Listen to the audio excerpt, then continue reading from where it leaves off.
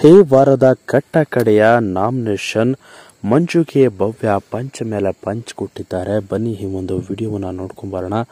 ಈ ವಿಡಿಯೋ ನೋಡೋಕ್ಕೂ ಮೊದಲು ನೀವು ನಮ್ಮ ಚಾನಲ್ಗೆ ಸಬ್ಸ್ಕ್ರೈಬ್ ಆಗಿಲ್ಲ ಅಂದರೆ ಈ ಕೂಡಲೇ ಸಬ್ಸ್ಕ್ರೈಬ್ ಆಗಿ, ಹಾಗೆ ಪಕ್ಕದ ಬೆಲ್ ಐಕಾನ್ ಕ್ಲಿಕ್ ಮಾಡ್ಕೊಳ್ಳಿ ವೀಕ್ಷಕರೇ.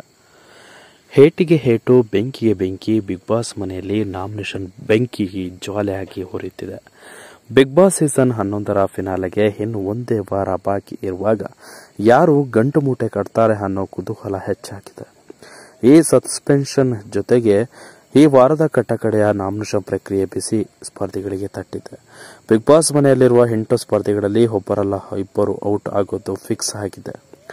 ಧನ್ರಾಜ್, ಮಂಜು, ತ್ರಿವಿಕ್ರಮ್, ರಜತ್, ಮೋಕ್ಷಿತಾ, ಭವ್ಯ, ಗೌತಮಿ ಈ 7 ಮಂದಿಯಲ್ಲಿ ಇಬ್ಬರು ಬಿಗ್ ಬಾಸ್ ಮನೆಯಿಂದ ಆಚೆ ಬರುತ್ತಾರೆ ಎನ್ನಲಾಗಿದೆ. ಹೀಗಾಗಿ ಕೊನೆಯ ಕ್ಷಣದಲ್ಲಿ ಬಿಗ್ ಬಾಸ್ ಸ್ಪರ್ಧಿಗಳು ಮಾಡು ಇಲ್ಲವೇ ಮಡಿ ಹೋರಾಟ ನಡೆಸುತ್ತಿದ್ದಾರೆ.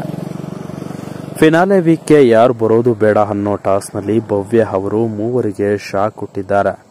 ಮಂಜು, ಗೌತಮಿ, ತ್ರಿವಿಕ್ರಮ್ ಅವರನ್ನ ಭವ್ಯ ನಾಮಿನೇಟ್ ಮಾಡಿದ್ದು ಕಾರಣಗಳನ್ನ ಕೊಟ್ಟಿದ್ದಾರೆ ವೀಕ್ಷಕರೇ.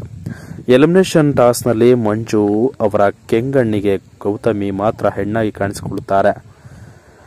ಗೌತಮಿ ಅವರು ಟಾಸ್ನಲ್ಲಿ ನನಗೆ ಮೂಗು ತಚ್ಚುತ್ತಾರೆ ಎಂದು ಕೂಡಲೇ ಮಂಜು ಅವರು ನಮ್ಮನ್ನ ಜೋರಾಗಿ ತಳ್ಳಿ ಎತ್ತಿ ಬಿಸಾಡುತ್ತಾರೆ. ಗೌತಮಿ ಅವರು ಅಂದ್ರೆ ಹಾಗೆ ಹೀಗೆ ಯಾಕೆ, ಬೇರೆಯವರು ಯಾರು ಹೆಣ್ಣು ಮಕ್ಕಳು ಅಲ್ವಾ, ಅವರು ಒಬ್ಬರನ್ನ ಹೆಣ್ಣು ಮಕ್ಕಳ ಎಂದು ಪ್ರಶ್ನಿಸಿದ್ದಾರೆ.